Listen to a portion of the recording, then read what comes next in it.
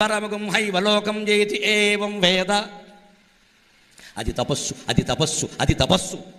వ్యాధి పొందినవాడు మంచంలోంచి లేవలేకపోతే అది మహదవకాశం. ఎందుకు జార విడుచుకుంటున్నావు? మంచంలోంచి లేచావంటే పరుల కొంపలు ముంచేస్తావు, అనుమానం ఏం లేదు. ఇక్కడ కూర్చో, కూర్చో.